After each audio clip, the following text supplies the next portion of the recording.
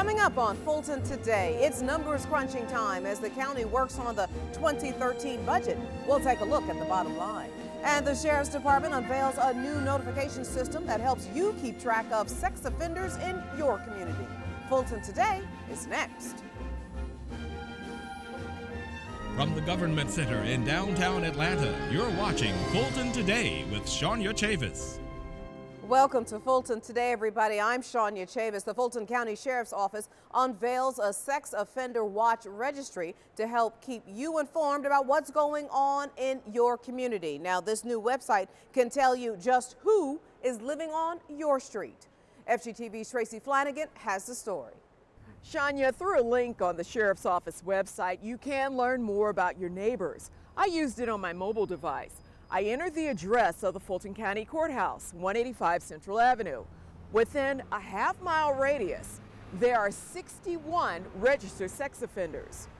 Within a mile, there are 82. That's just from where I'm standing right now.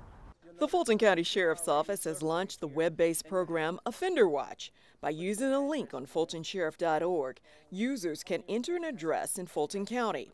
A map appears showing the locations of registered sex offenders in the area.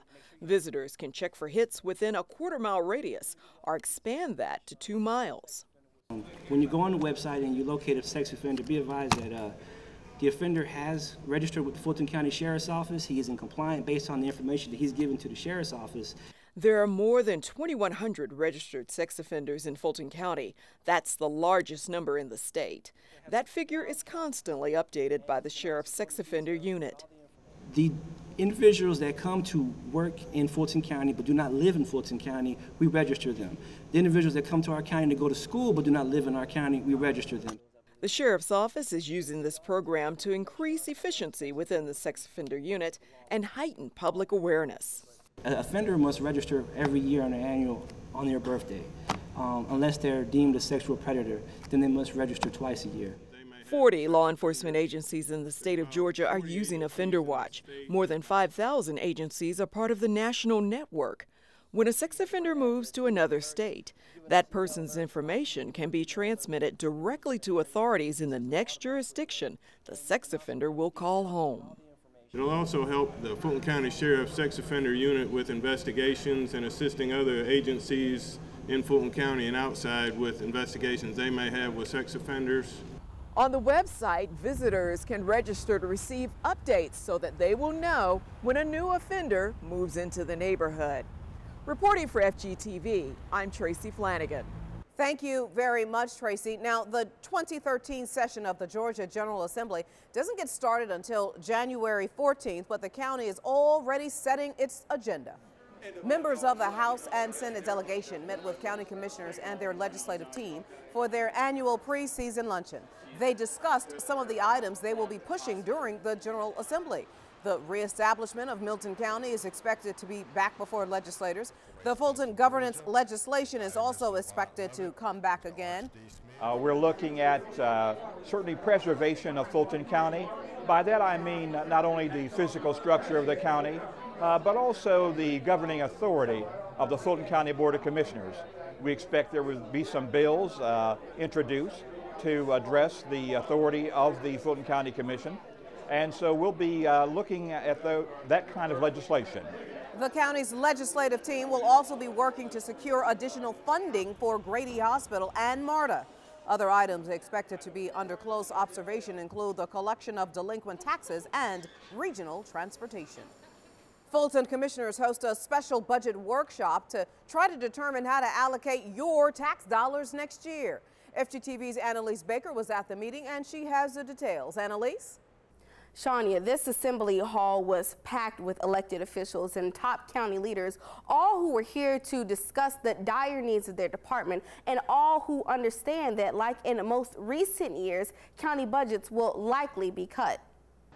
As the year winds down, the pitch to save department budgets heats up. One by one, agency heads made their best case to county commissioners on why their department's budget needed to be spared from the chopping block. First came the Grady Hospital CEO. We anticipate spending that last bullet point, you see $240 million in uncompensated care in 2012, which is significantly up over 2011. Next up, the justice partners, from the chief judge of Superior Court to the district attorney. All of the partners expressed what another budget cut would mean to their service and the public's safety. I think the bottom line is we've been doing more and more with less, although a lot of this has come through your support. At this point, what the cuts that we are facing might require us to do less. And we think that that would directly impact public safety. If you look at the cuts that are being proposed, none of those cuts will be more severe than the impact upon the district attorney's office. 2011, we handled and represented over 10,400 clients. In 2012, almost 38% of the county's general fund budget was allocated to the justice system, the most of any department. And of that over $228 million, $97 million was distributed to the sheriff's office, which manages the county's jail. For 2013, the county manager's recommendation is for an across-the-board reduction for every department and agency. The allocation of cuts were made based on financial, and then each department within their budget determined how best to take the cut. The manager and the finance team believe that with the proposed budget reductions, they can avert a massive layoff of county personnel and deliver about the same level of service in 2013. The final opportunity for Fulton County residents to weigh in on next year's budget will be at the first commission meeting of the year. State law requires that the board to approve the budget by the end of January. In downtown Atlanta, I'm Annalise Baker, reporting for FGTV. Thank you very much, Annalise. Now, the first Board of Commissioners meeting will be held on January 2nd at 10 a.m. in the Government Center Assembly Hall. Residents will be given 2 minutes each to speak on the 2013 spending plan. Well, the word is that the Beltline project is moving right along.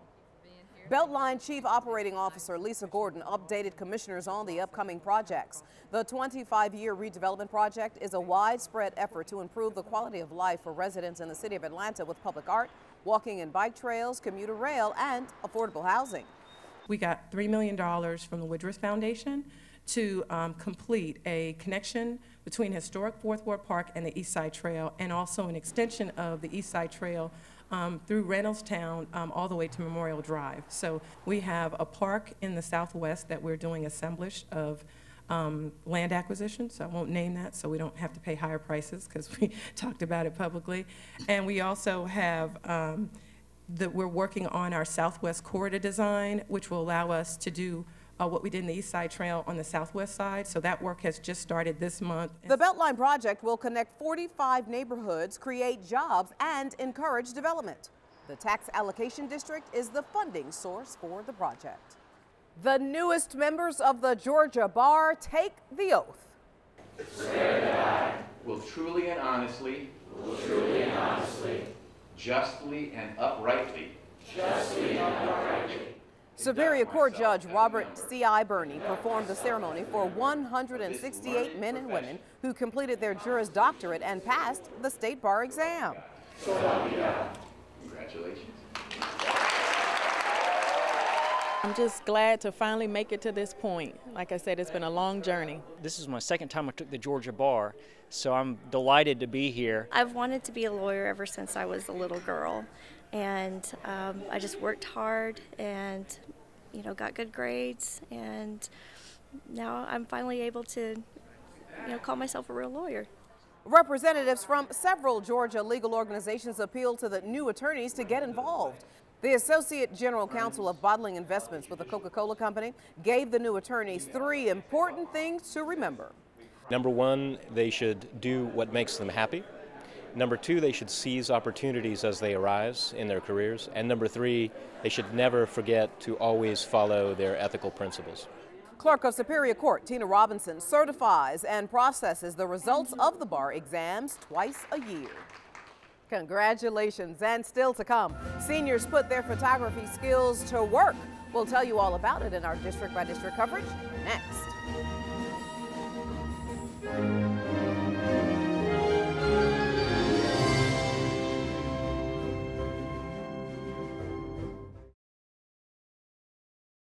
You're watching Fulton Today.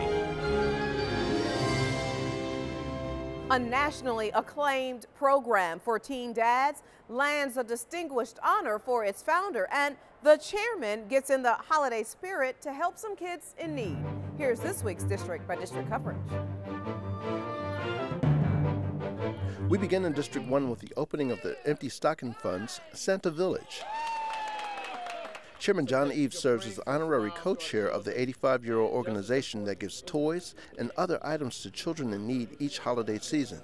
We have about 50,000 children in the metro Atlanta area who benefit from this program.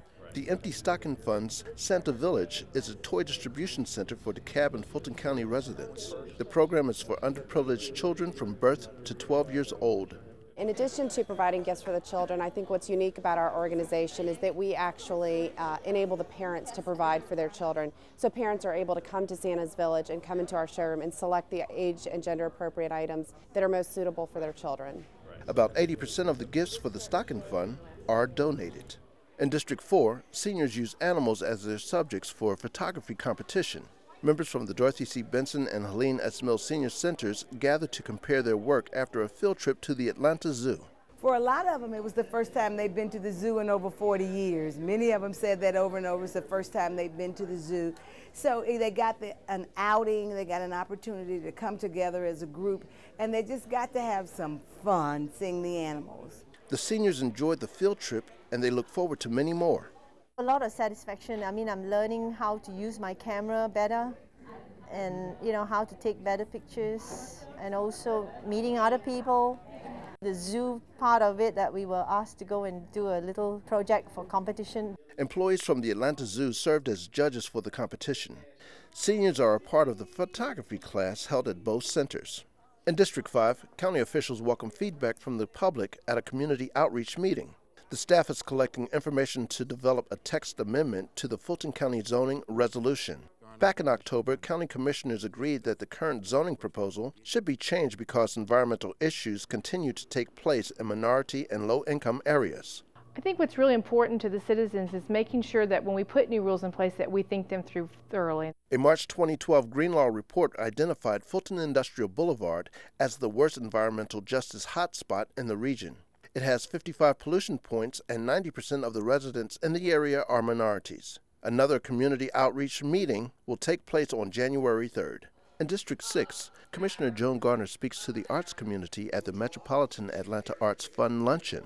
Grant recipients were announced, and some of the artists took the stage for a performance. I see the arts community as the GPS to our soul.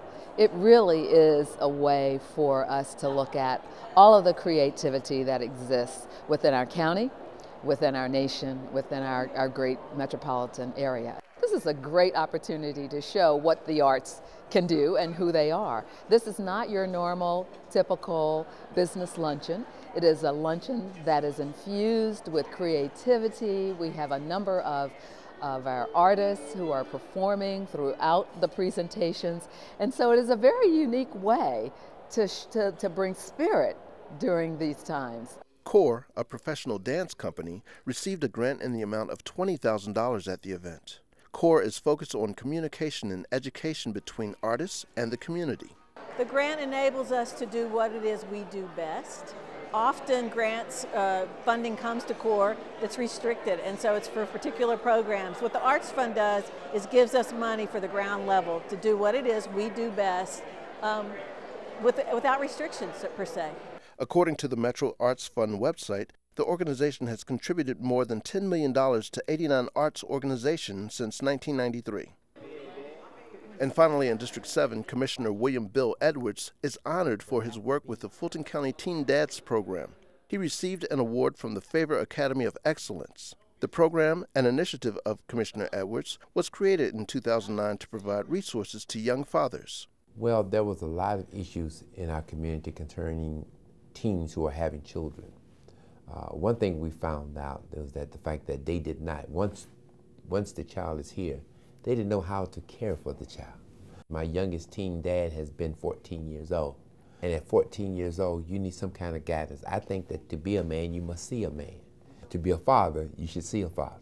The Teen Dads program received support from the state in the amount of $25,000. And the Oprah Winfrey Network, OWN, also highlighted the program. The program offers counseling services, mentoring, and group meetings for the teens. Teen mothers are also welcomed to attend. For more information, call 404-730-7944. With this week's District by District coverage, I'm Darrell Peak. Thank you very much. And when we come back, how to make it through the holiday season without all the stress. Stay with us.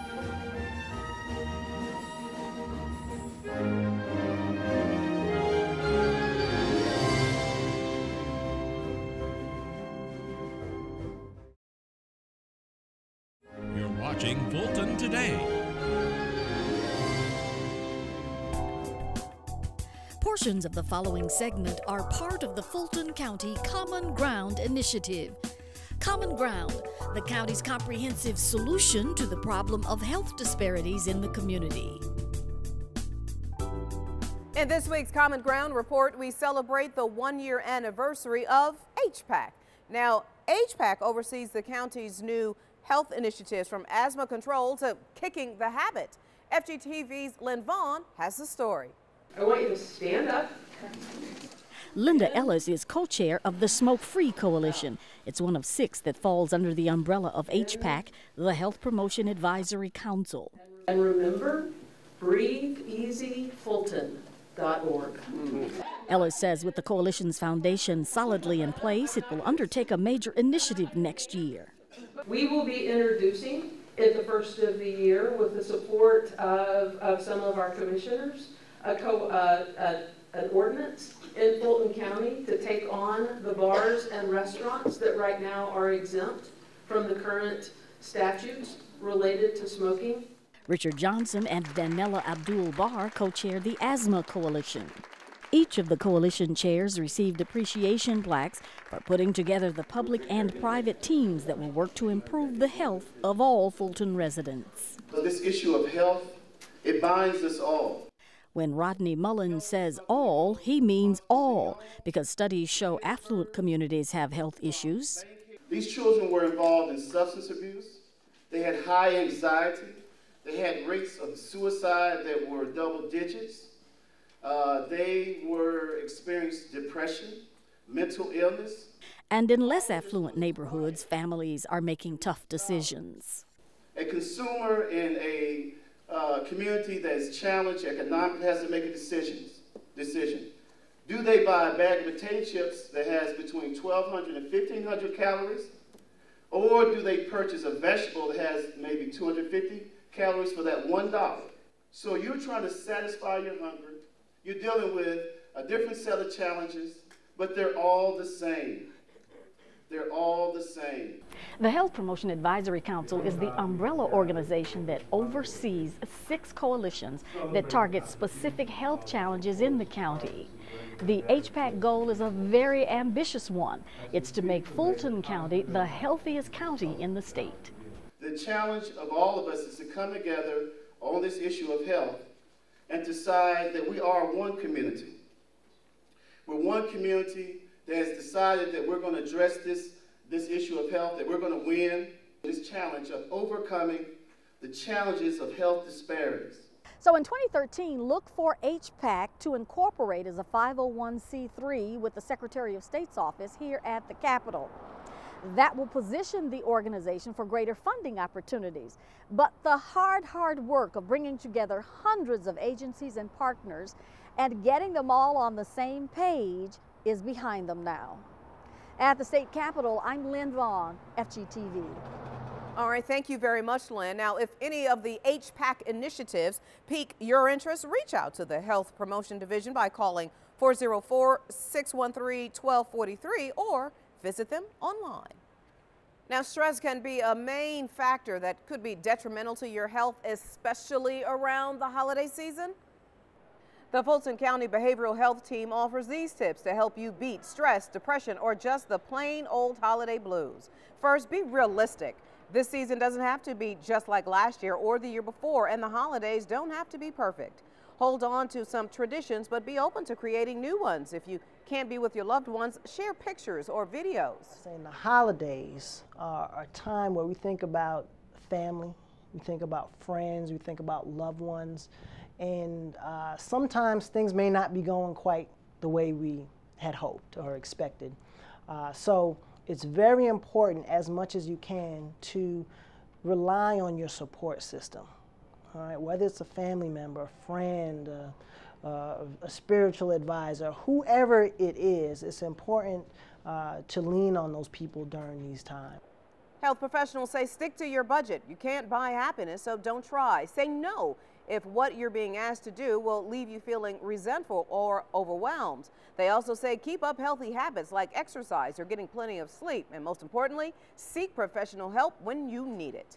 Emotionally, your body sends a variety of signals if things aren't going well. Stomach upset, headaches, back pain. These are all signs that something's not right.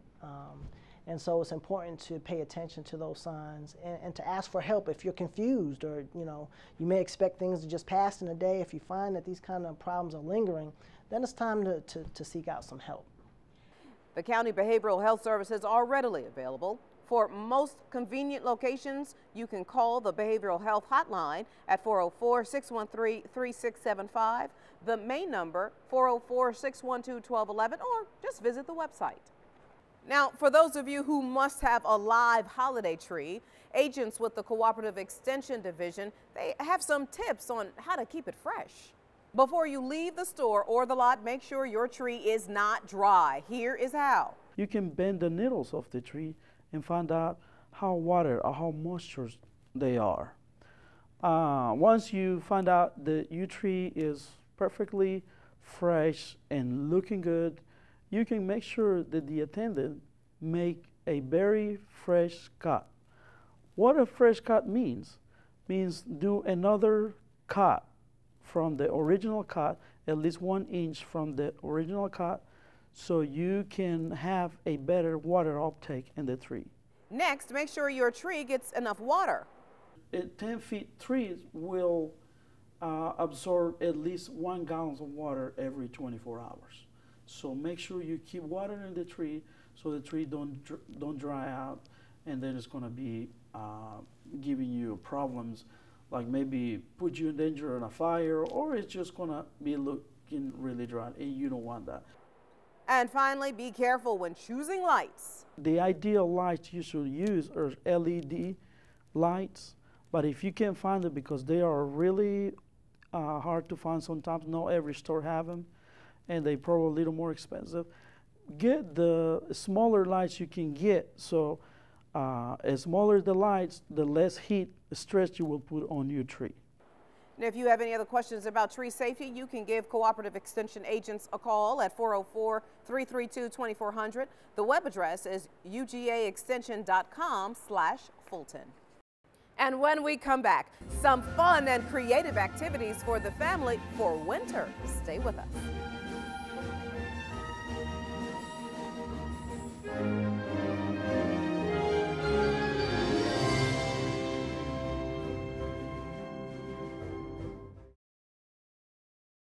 You're watching Fulton Today.